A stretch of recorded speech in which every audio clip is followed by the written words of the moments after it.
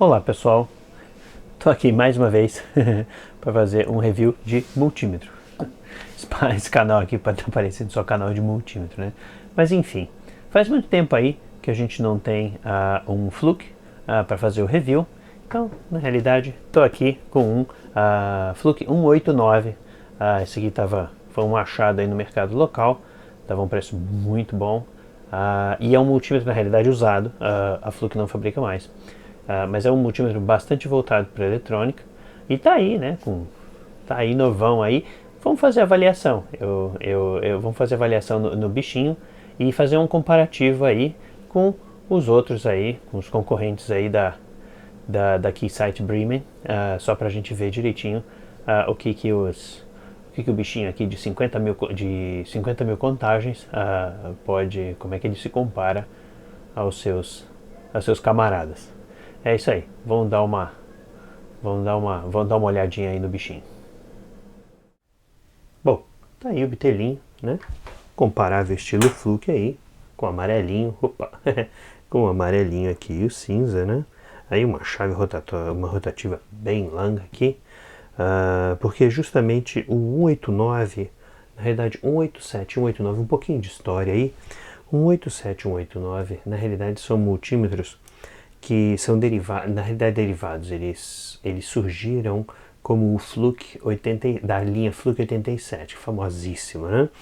A Fluke tinha o 87 normal, aí depois lançou o 87, bom, o modelo 3, a revisão, né, do design, e depois lançou o 87 4, que era praticamente essa carinha aqui.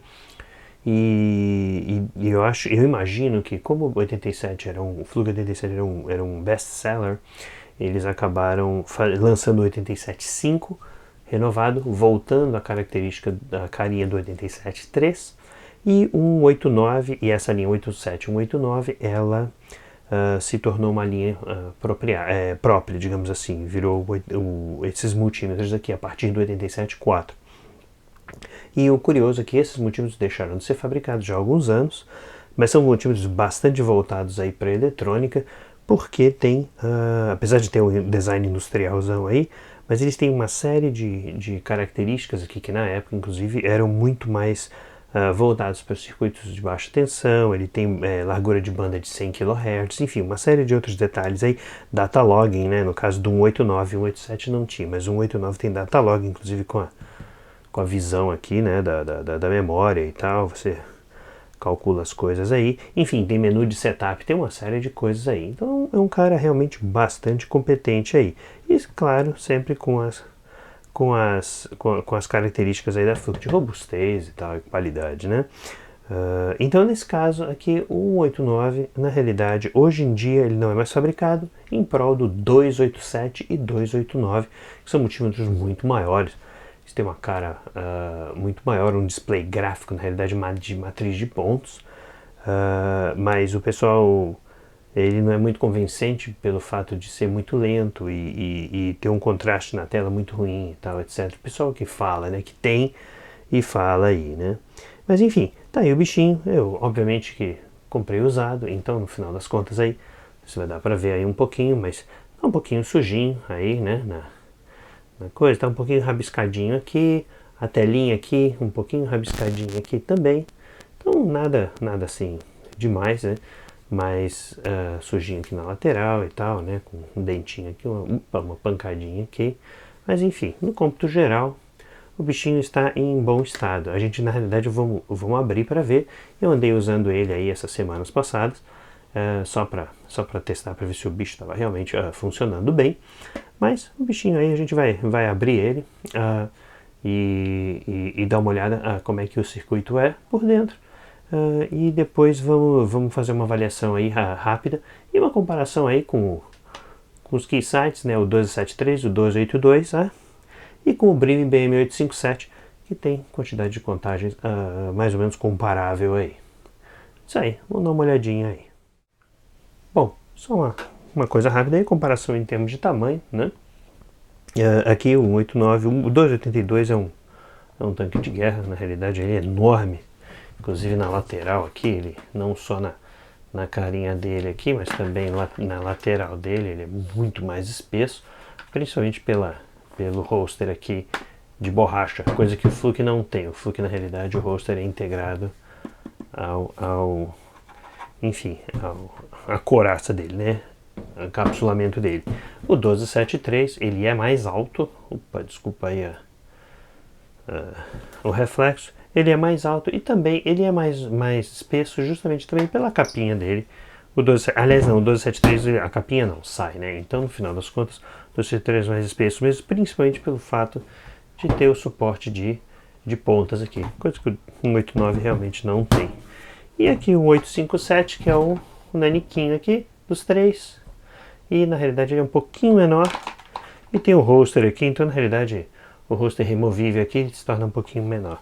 Mas os dois aqui são os únicos que tem o número de contagens idêntico, né? São 50.000 contagens em cada. Esse aqui tem um modo de 500.000 contagens aqui, que é bastante impreciso, mas enfim, é um excelente multímetro. O 1273A são 30.000 contagens, então perde um pouquinho, mas tem uma série de outras características interessantes. E o 1282A, que é 60.000 contagens e efetivamente um competidor direto, praticamente direto ao 189 aí. São dois instrumentos bastante capazes aí. E só para comparação, aí só com o naniquinho, o T61, que o pessoal gosta aí, é bastante familiarizado com ele. O T61 aí é menorzinho, né? Mas a espessura é um pouquinho mais fininho, mas tá aí, só para efeito de comparação aí com o T61. É isso aí, em termos de tamanho. Bom, só um detalhe aí então, aqui, bom, os 4 bichões estão ligados aqui, é uma questão só de dar uma olhadinha aqui, obviamente que aspectos como o contraste, por exemplo, o contraste do display é muito bacana, mas aí dá para ter uma ideia mais ou menos da dimensão do display, né, que é a dimensão do display dos dígitos é comparável ao 857, o 1282 tem um contraste muito bom também, mas é um pouquinho pior do que o 189, mas os dígitos são maiores, bem como o 1273, cujo contraste é absolutamente imbatível, por causa do display de OLED, né? Bom, então aí, em termos de backlight, o Keysight aí, o 1273 com display de OLED é imbatível, o Bremen 857 é uma piada mesmo, né? O 1282 ele é muito bom, um bom backlight, um pouco rápido, mas isso é configurável, então não tem problema. E o Fluke 189 ele também é bom, ele não é muito homogêneo, eu não gosto muito desses spots aqui, mas ele tem 2 níveis de intensidade, então aí ajuda um bocadinho, né? Bom, um ponto aqui nos multímetros mais complexos, um ponto bastante importante aqui no final das contas é o quão simples e lógica é a organização dos menus e botões, etc. E o Fluke 189 ele trabalha no sentido de você fazer você cicla em todas as funções, né? Então, por exemplo, você tem aqui uma DC, né? Você tem aqui em azulzinho AC mais DC. Então você com o botãozinho azul aqui, você cicla entre tensão AC, tensão DC está no display secundário, aí ele inverte os dois, tensão DC está no display primário, tensão AC no display secundário, você aperta mais uma vez, aí está aqui em AC mais DC, quer dizer, ele já está aqui no display principal, e aí retorna aí para DC. Então você fez o ciclo inteiro de funções. Aqui também mesma coisa com frequência, né? Frequência, aí você aperta mais uma vez o Cycle, aí você aperta mais uma vez o período, e aí você retorna para a tensão DC. Então isso na realidade é uma tônica aqui da interface do 189. A interface do 1282, por exemplo, ela também tem uma certa ciclagem, como o do 189, mas ela é muito complexa, ela é muito difícil, porque a mesma operação que eu faria no 189, por exemplo, eu poderia fazer o shift aqui, que é o laranjinha, né? Então eu alterno entre tensões AC e DC, né? Tensão corrente contínua, corrente alternada, aqui normalmente. Mas se eu quero ter o display dual, eu tenho que apertar por 2 segundos esse botão. Tudo que está grafado em cima aqui dos botões você precisa apertar por 2 segundos. Então você tem aqui o display dual, aí você aperta mais uma vez o display dual, então você alterna aqui entre as operações aqui das duas medidas, e aí você retorna a medida principal. Então aqui faz uma certa ciclagem, mas eu pressionar em 2 segundos é um pouco chato. Um detalhe que pega muito é justamente isso. Por exemplo, em frequência, você tem período, você tem ciclo de trabalho, né, duty cycle, e você continua alternando aqui, você não retorna para a medida original. E para retornar à medida original é bastante esquisito. Eu efetivamente nunca consigo lembrar. Nunca consigo lembrar qual é o botão correto, porque não tem nenhum grafismo aqui. Então, no final das contas, eu acabo mudando a faixa, indo e voltando. Então é bastante complicado. O 857, ele é muito simples. Você, na realidade, faz o ciclo também da seleção aqui, né? AC mais DC ou DC. E aqui você também vai em frequência. Ele não tem ciclo de trabalho nem nada. Então, no final das contas, você acaba ficando... eu acho que tem, pera lá. Se você apertar aqui... Não tem. Então, no final das contas, ele não tem... ele é um pouco mais simples, né? Então, ele não tem essas funções extras aí. Mas a interface é muito mais simples nesse sentido. E o 1273, a interface é muito semelhante ao 1282. Mas a diferença é que o grafismo ajuda. Então, por exemplo, se eu faço a mudança aqui, né? Então, na realidade, eu tenho tensão DC, AC, DC mais AC, né? Corrente contínua, corrente alternada. E aí, se eu aperto o dual aqui, todos os grafismos em cima, aí para facilitar as coisas, todos os grafismos em cima você aperta, é um aperto rápido. Tá vendo? Então, ele mostra que aí você vai fazendo ciclos das tensões, né? Dos displays duais aqui, duplos aqui, né? E, no final das contas, para você retornar para a faixa principal, tem um belo de um exit aqui que está embaixo. Tudo que está embaixo, você tem que apertar por 2 segundos e aí você retorna ao display original. Mesma coisa aqui na frequência, período e ciclo de trabalho. Você continua no ciclo aqui, mas se você vê o botão de exit aqui, você aperta por 2 segundos e ele retorna para o sentido normal. Então, o 1273, em termos de lógica, o 189 para mim ganha, e o 1273 e o 857 estão bastante próximos. O 1282, em termos de lógica da interface, ele é muito complicado. Ele é muito pouco lógico, digo. Um outro aspecto, nas faixas em si, eu acho que o Fluke é bastante complexo, mas comparável com o 1282 e com o Brim 857. A diferença é que o 857 não tem temperatura, os outros 3 têm temperatura, e os dois são muito comparáveis em termos de características. Tem condutividade, tem continuidade, diodos, etc., frequencímetro e tal.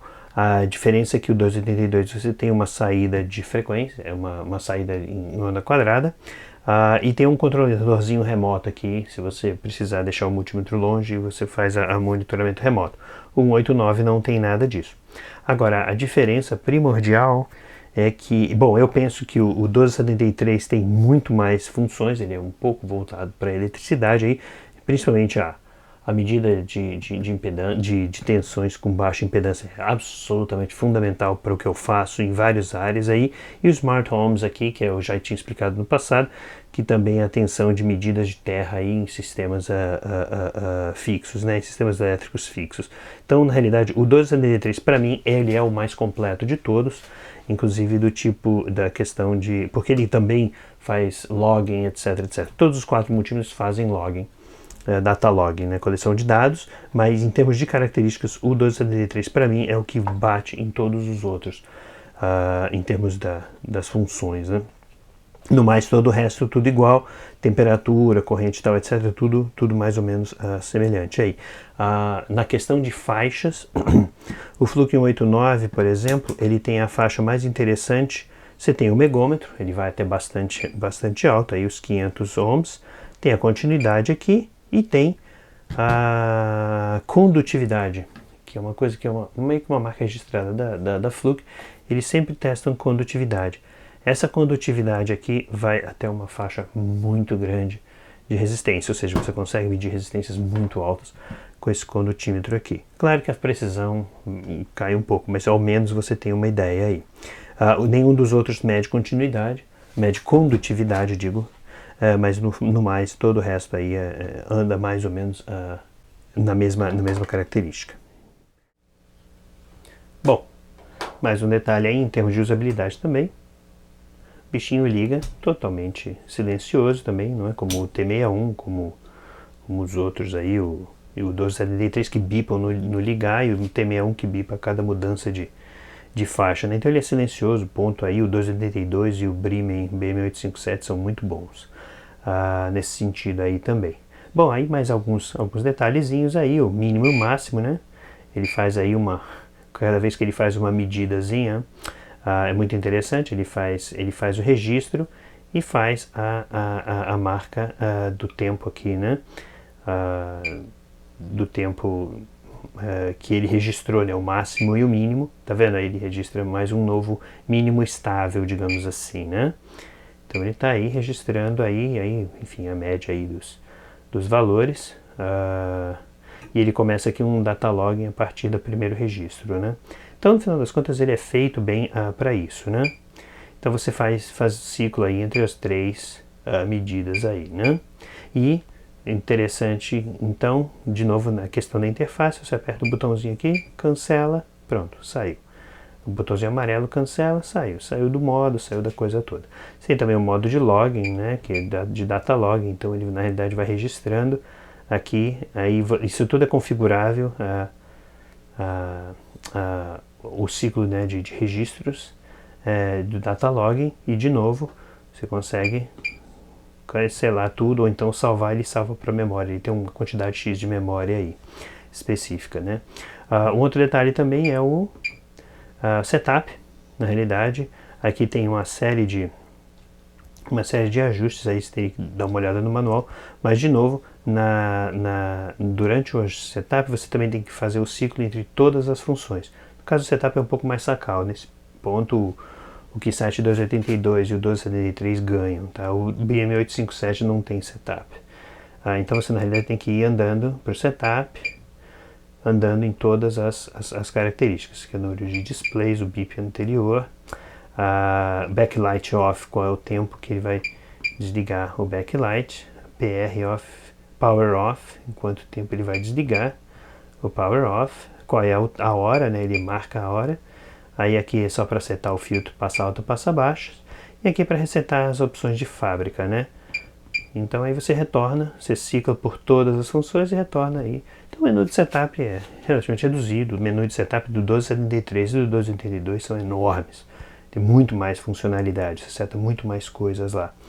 Mas por aqui, então o 89 ele tem um pouco menos de funções configuráveis nesse sentido. Bom, aí outros detalhes, bom, tem o hold, que é o típico hold de todos os multímetros, né? E tem o famoso Fluke Auto Hold, que quando ele detecta um nível de tensão estável por um número X de contagens, aí ele segura a tensão. Vamos fazer uma exploração disso, mas a miúde depois. E de novo, cancela tudo, retorna ao estado original. Enfim, essa aí é só mais uma visãozinha geral aí. Bom, só mais uma comparaçãozinha aí entre os quatro.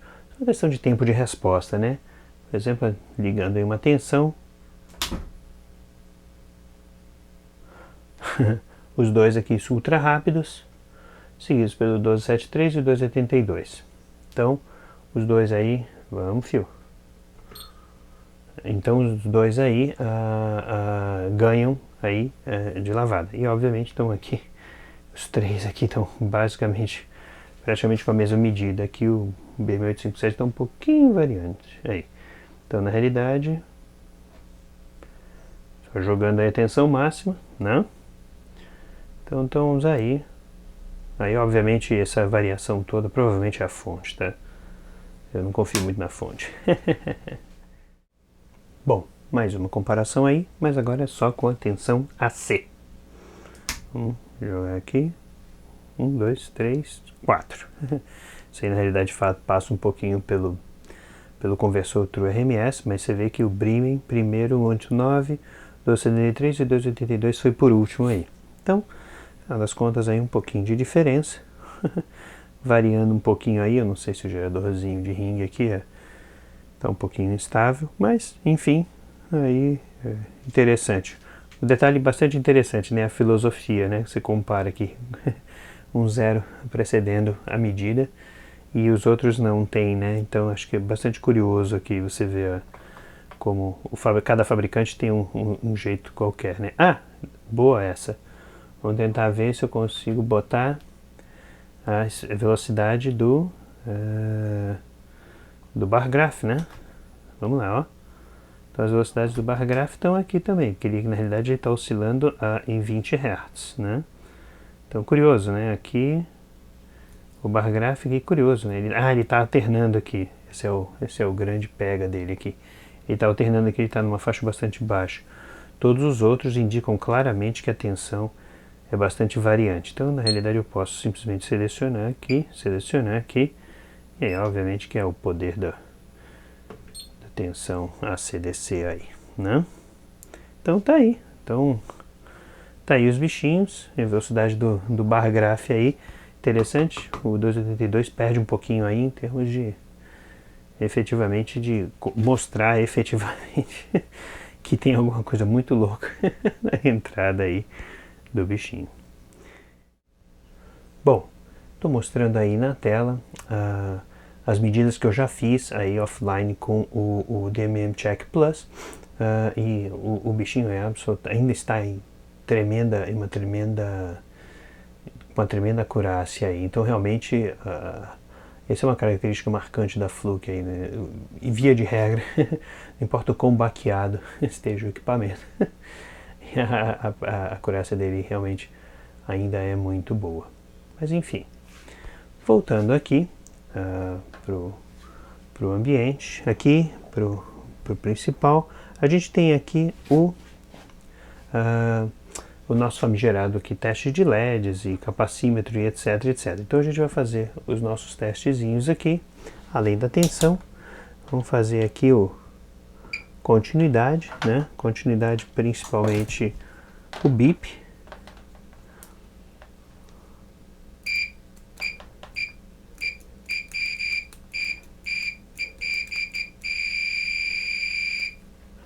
Ele é bastante curioso, ele mesmo quando conectado ele faz um som interrompido, então não é muito comum, mas enfim, é o jeito que há. Mas ele é bastante rápido, tá?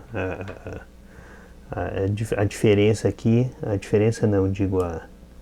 a velocidade aqui do bip é bastante rápida. E aí vamos ver aqui, obviamente, teste de diodos, né? Tô aqui ficando maluco. Bom, acende bem. 1.7, amarelinho, 1.8, verdinho 2.3, e acende bem, acende com bastante luminosidade, 2.5 volts. Então nos diodinhos aqui, a gente já viu que vai 2.5 volts, vamos lá aqui, 4 diodos, 2.3 volts, 5 diodos, 2.8 volts, bacana, hein? 6 diodos, já não conduz mais. Então tudo bem, é isso aí. Isso aí é uma coisa bastante comum também. Um outro detalhe que eu ia até mostrar na realidade, que é um pouco de contraste também, né, com os outros multímetros, é a velocidade do auto range, por exemplo, na resistência aqui, né, 10 mega, 10K, 1K. Ele na realidade ele é bastante rápido. E aqui 0 ohms, né? Quer dizer, na realidade curto, né? Então na realidade ele é bastante rápido, então bastante bacana aí. O que se espera na realidade, no final das contas, você espera aí do Fluke da vida, né? Então, enfim, vamos lá, vamos dar uma olhadinha na capacitância.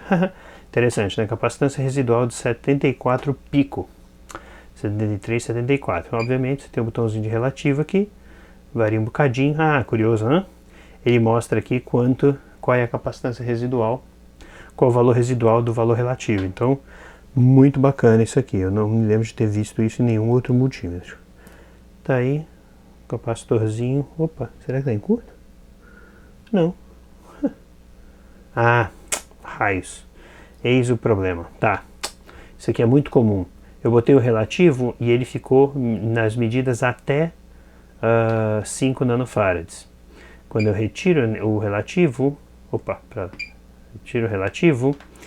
aí ele faz o auto range. Filha da mãe. Então não é tão bom assim. Opa, para lá. Mas tá aí, 9.62 nanofarads no automático.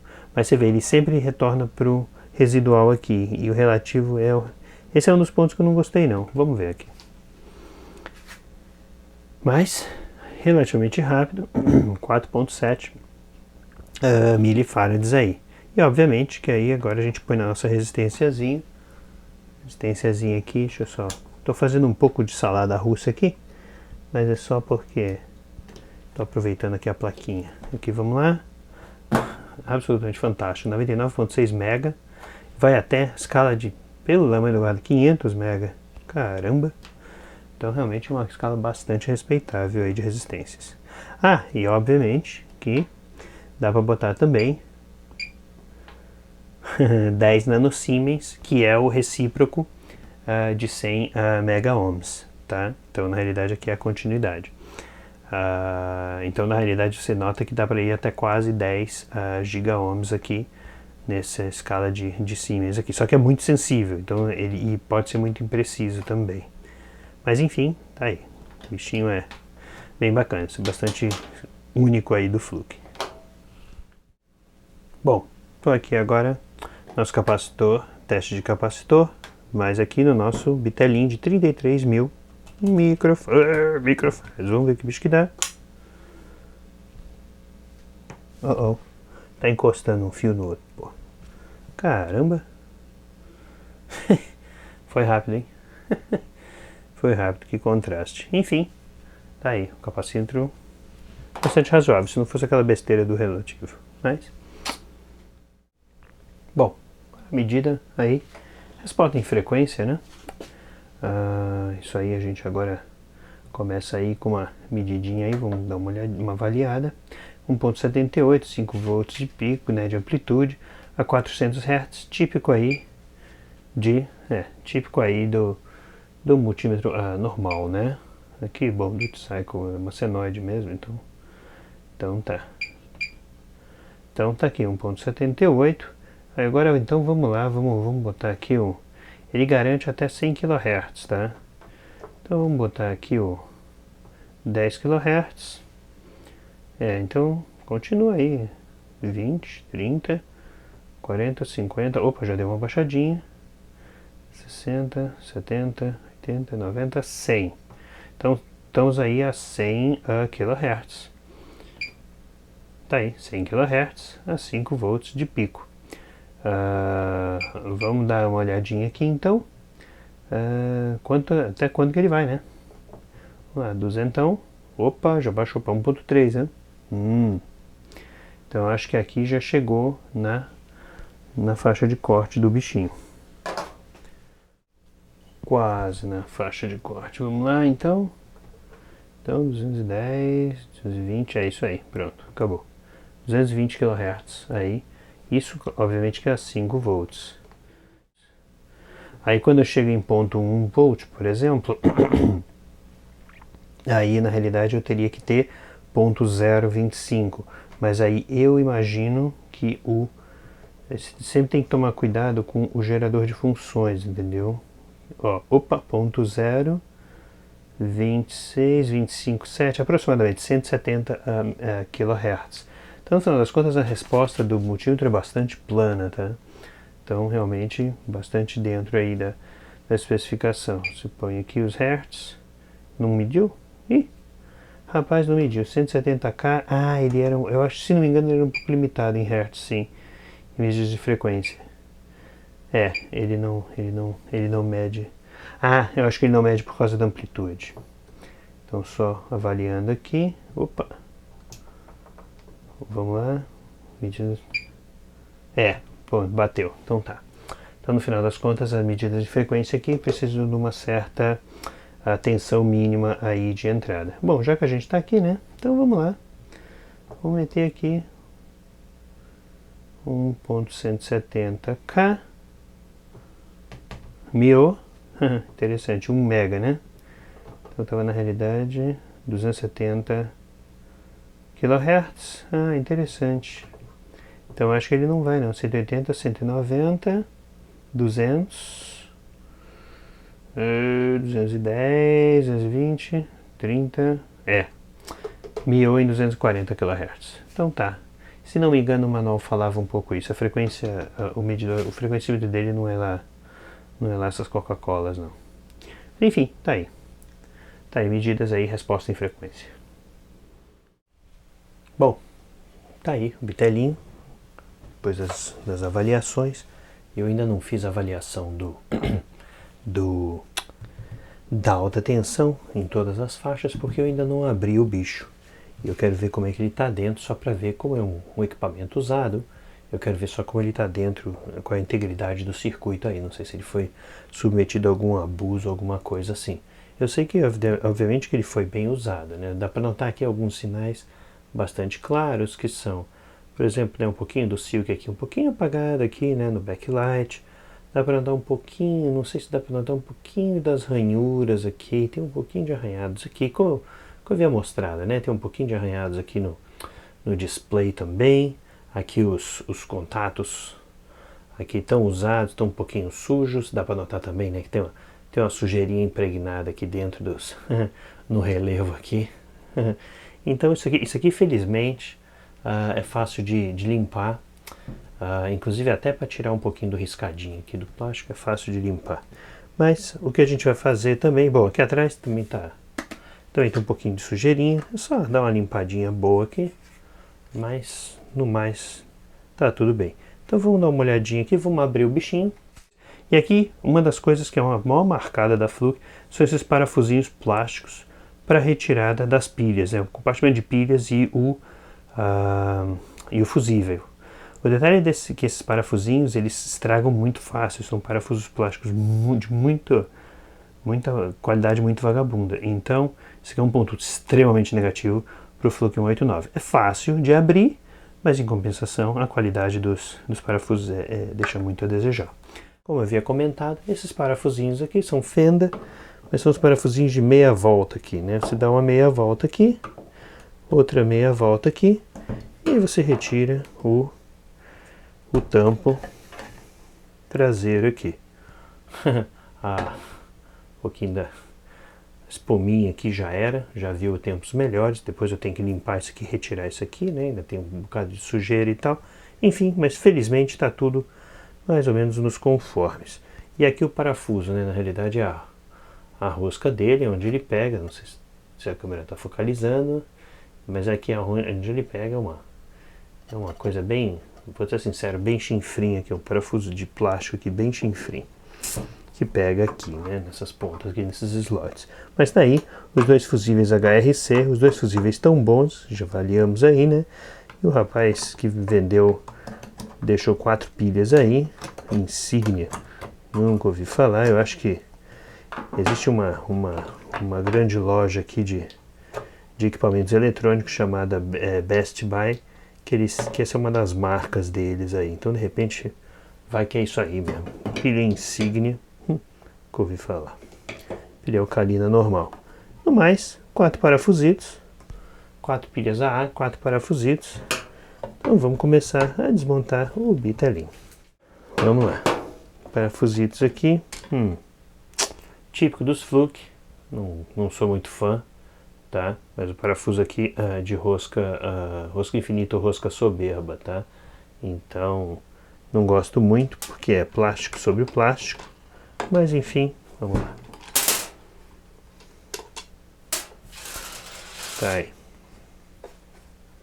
Então vamos abrir o bitelinho.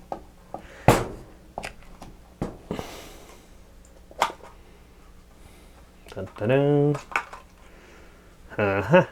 Tá aqui. Seção a entrada aqui. Basicamente os contatinhos aqui de negativo e positivo estão aqui. Muito bem feitos, muito bem moldados aqui. Felizmente dá para notar aqui, coisa importante também. O rapaz tinha me falado que não tinha realmente nenhum sinal de vazamento, e eu posso atestar que de fato não tinha nenhum sinal de vazamento. Outro detalhe aqui muito curioso, nessa ponta aqui superior, parece que uma das roscas já viu dias melhores, né? Bastante curioso aqui. Tem um pedaço de rosca aqui. Ah, não! Isso aqui não é pedaço de rosca não, tá vendo que tem um bocado de cola aqui? Isso aqui na realidade sabe o que é? Na realidade é o pedaço da rosca, mas é o pedaço da rosca do terminal cá embaixo, tá vendo? Então no final das contas a integridade do multímetro, os outros três estão ok. Essa ponta aqui, essa ponta aqui e essa ponta aqui, mas essa daqui foi-se. Ela efetivamente está grudada. E eu não senti nada efetivamente ruim, não.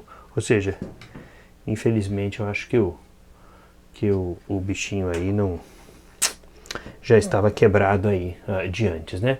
Vou dar uma aproximada, só para deixar dar uma olhadinha mais a miúde. Aí. Aham.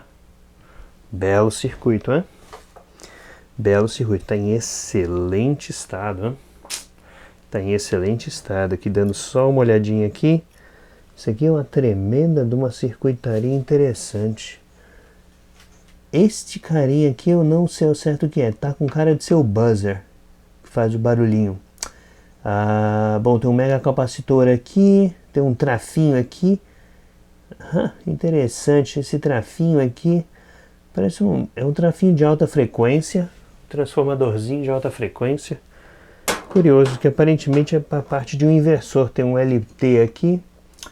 Se não me engano, bom, um LT 1307 ou 248. Eu vou dar uma olhadinha nisso depois.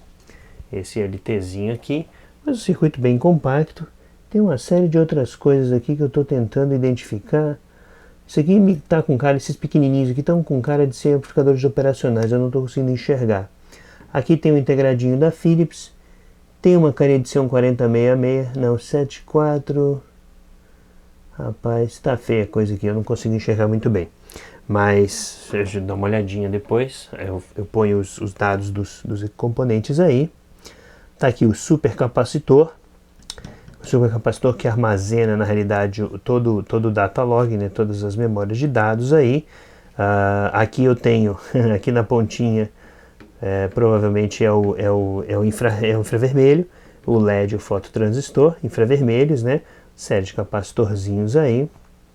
Mas, no geral, no cômputo geral, tá tudo muito bem. Esses capacitores, supercapacitores aqui, são danados para vazarem nessa linha de multímetros e na linha do 289 também. Mas no geral, tá muito bacana. Tem uma mega blindagem aqui, tá dando para ver, né? Com espuminha aqui ainda em excelente estado. Tá aqui os contatinhos aqui da bateria. E aqui uma gracinha, né? O conjuntinho aqui dos resistorzinhos aqui de isolamento de alta tensão não, das entradas aqui do multímetro. E esses aqui são os circuitos, são os resistorzinhos também. E muito provavelmente, eles não fazem a seleção, eles com certeza não são a seleção, porque eles provavelmente não são da precisão suficiente. Mas, muito bacaninho o arranjo aí, depois eu teria que dar uma olhada aí. Um detalhe muito curioso aqui, é esse carinha aqui. Tá? Apesar parece que ele foi recondicionado, parece que alguém aqui andou já mexendo nisso aqui e ressoldou um resistor aqui, porque está bem pretinho aqui. Ou seja, alguém fez alguma grande besteira com esse equipamento. Bom, vamos soltar aqui para ver o outro lado dessa plaquinha. Agora com a chave correta. Ainda parafuso de rosca soberba, mas enfim. Bom, tá aqui a carinha dele. A parte dele frontal com os botões aqui, os bons botões, está em excelente estado de conservação. Aqui as entradas e tal. Aqui a chave, chave rotativa. Eu estou tentando observar aqui, não estou vendo nenhum sinal de centelhamento, ou seja, nada empretejado aqui. E a chave é de excelente qualidade também. Então continua aí rodando. A chave é de excelente qualidade e está em bom estado, ou seja, não aparentemente a besteira que fizeram não necessariamente afetou a chave aí. Aqui um pouco de blindagem nesses botões aqui, a blindagem local aqui com uma espuminha que se conecta à placa principal, mas está aí. E o visorzinho aí. Bom, Voltando aqui ao circuitinho principal, né? Aqui está o bitelão, incrível, né? Grandão. Aqui realmente é o REF43, é uma referência de tensão da AD de 2,5 volts. 2,5 volts. Aqui é um amplificador duplo operacional duplo da National, LMC 6042. Esse carinha aqui é uma EPROM, uma E2 Prom serial, tá? de 2K bits, na realidade. Então ela é muito pequenininha para guardar os dados os dados de log. Então esse carinha grande aqui deve ter memória interna, mas no entanto esse carinha aqui não deve guardar as constantes de calibração. O calibração, quando você curto-circuita esse terminalzinho aqui, esses dois terminaizinhos aqui, aí ele põe o equipamento em modo de calibração e aí você faz o procedimento aí recomendado pelo fabricante, né? Esse daqui é muito curioso, eu não sei exatamente para que ele está aqui, o LT1307. Ele é efetivamente um conversor DC-DC, por isso tem obviamente o grande transformador aqui. Para que você precisa de um conversor DC-DC? Eu realmente não estou convencido de qual é a necessidade, mas enfim, eu imagino que ou ele eleva a tensão para fazer as medidas de condutividade, em nanosiemens, etc. Ou então, não sei, ele pode ser talvez um elevador de tensão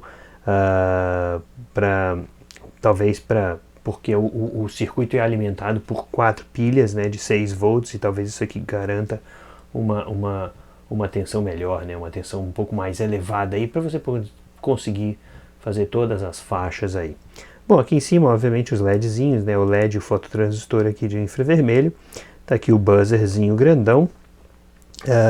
Aqui tá o grande capacitor, né, o capacitor o supercapacitor de 100 mil microfarads, né, 0,1 farad, que segura aí os dados que foram logados aí no equipamento, né, mesmo retirando as pilhas. Tá aqui é um 74HC04, é um inversor sextuplo aqui, que muito provavelmente faz o trabalho do buzzer. Isso aqui é um típico circuito, faz um inversorzinho, um osciladorzinho para acionar o buzzer aí. E obviamente aqui é o backlight do displayzinho e evidentemente que o grandão aqui, obviamente, ele se corresponde nessa parte aqui digital, um pouco mais digital, e essa parte aqui analógica, obviamente, ele se liga diretamente aqui aos terminais da grande rede resistiva aqui, fazendo a seleção de faixas diretamente. Detalhe bastante curioso, obviamente, você notem aqui também coisas que são muito raras de se ver, mas grandes resistores aqui. Esses resistores são de média voltagem, mas você vê que o canal aqui de conexão passa por diversos resistores fisicamente bastante distantes entre si, e eles chegam do ponto até o ponto da entrada de tensão aqui. Eles passam por todos esses resistores e chegam até o ponto da entrada de tensão aqui. Então, no final das contas, a proteção é evidentemente levada muito a sério nesse equipamento. Bom, tá aí os grandes, obviamente, né? Não dá para deixar de notar os grandes fusíveis aqui. E evidentemente que você dá para notar que os grandes planos do outro lado, né, da placa, né? A placa tem todo jeitinho de ser face dupla. Então tá aqui essa ciranda de resistores aqui que eu não estou entendendo muito bem. Eu teria que obviamente tentar extrair o circuito aí, mas evidentemente que deve ter aí a sua razão de ser. Por outros detalhes, bom, evidentemente a conexão de baterias aqui, curioso, né? Uma conexão aqui já com um anel também de guarda aqui para a terra, né? Não sei ao certo qual é essa conexão do outro lado. Dá uma olhadinha no outro lado e vamos ver. Tem uma série, tem um carinha aqui, é um resistor MELF aqui com grandes anéis de guarda com transistores aqui e tal, etc. Eu tô tentando de cabeça aqui, só pelo um golpe de vista, tentar identificar o que isso pode ser. Não tenho muita certeza do qual é a função disso daqui. Enfim, tá aí o bichinho, o outro lado, né? Obviamente a grande faixa seletora, o grande resistor aqui, né? Com todas as subdivisões, e tá aqui a faixa seletora com vários vários detalhes importantíssimos aqui. Você nota, bom, não sei se vai dar para notar na câmera, mas dá para notar que o cursor ele passa pelas trilhas de cobre, mas as ilhas de conexão, a via de conexão, ela está fora do curso, justamente para evitar desgaste prematuro da trilha de cobre. Dependendo do multímetro, você vê essas vias no meio da trilha de cobre e, evidentemente, o esforço mecânico aí da chave de contatos, ela eventualmente destrói aí a ilha. Outro detalhe que a gente vê muito também em multímetros por aí é a péssima soldagem, onde você solda, o pessoal solda muito, isso eu já fiz vários reviews também, o pessoal solda muito de um lado e aí a solda fica faltando do outro. Dá para notar aqui, por exemplo, nesse grande shunt e nas conexões aqui dos grandes fusíveis também, que solda aqui não falta. Então, no final das contas, aí, de novo, qualidade aí do equipamento. O pessoal não está economizando na soldagem aí dos grandes componentes. Mesmo porque também garante uma certa rigidez mecânica aí também. E, obviamente, como a gente já havia comentado, estão aqui os grandes móveis aqui da Epicus. Tem um PTC aqui, né, o termistor aqui. Bom, a grande ponte retificadora aqui, conectada diretamente no terminal de entrada positivo, de entrada de tensão aqui, justamente para fazer quando faz a seleção em AC. E aí os grandes resistores, obviamente, de alta tensão, já ligando diretamente no terminal comum da rede resistiva aqui. Você nota que o isolamento aqui é bastante fantástico, quer dizer, o isolamento físico, inclusive, e os grandes componentes aqui. Enfim, basicamente essa aí é a visão geral aí do nosso 189. Tem a etapa de display. O display pode sair relativamente fácil, mas eu realmente não estou muito afim de tirá-lo não. Não sei se vai dar para ver. Tem um integradinho aqui no cantinho, aqui entre a placa e essa superfície plástica branca, mas no mais não me parece, eu tentei olhar por aqui, não me parece ter muito mais coisa aí não. Então, no final das contas, como às vezes você retira isso aqui e aquele contato de zebrinha fica completamente biruta, eu prefiro deixar o carinha aí do jeito que está. Eu não vou realmente mexer muito mais nisso não. É isso aí, tá aí. Tá aí o 189 desmontadão, e aí eu vou remontá-lo e a gente vai fazer só as medidinhas de alta tensão aí só para encerrar. Bom, agora a gente faz o nosso teste famigerado aí, o nosso gerador de ringue aqui, tá gerando lá seus 86 volts, 86 volts AC a 20 Hz. Então, estamos lá com o nosso gerador de ringue, 86 volts. Então, vamos circular aí nas faixas e vamos ver que bicho que dá. Aqui então vamos lá, milivolts, louquinho, tensão DC, já tinha mostrado mais ou menos, milivolts DC, tá aí o ohmímetro, enfim, condutímetro, Siemens, capacímetro, ficando birutinho aí, né? Diodo, bagunçando tudo, temperatura, e aí eu não vou circular nas escalas de corrente, né? Mas tá aí, bichinho, tá aí, segura bem, não reseta, não faz nada. Obviamente que tem aí uma série de outros fatores, mas isso aqui, obviamente, de novo, eu já estressei isso no passado, isso aqui é extrema baixa potência.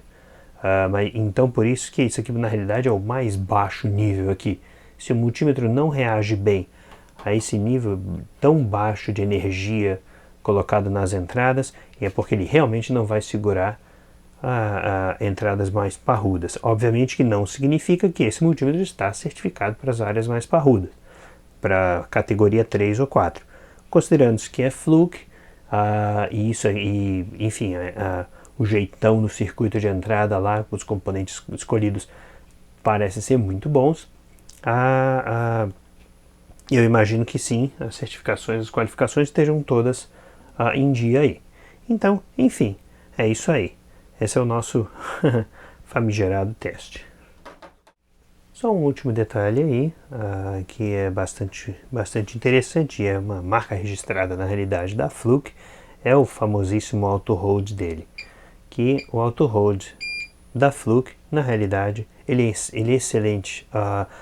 Sempre que ele detecta uma tensão estável, qualquer que ela que seja, um número X de contagens, ele bipa e registra isso como uma tensão fixa. Então, na realidade, você aumenta aqui a tensão, aí você vê, ele já registrou aqui 13.429, registrou a última tensão aqui, a última tensão que foi registrada aqui. Quando você baixa a tensão aqui, você vê, estabilizou e ele já mostra de novo.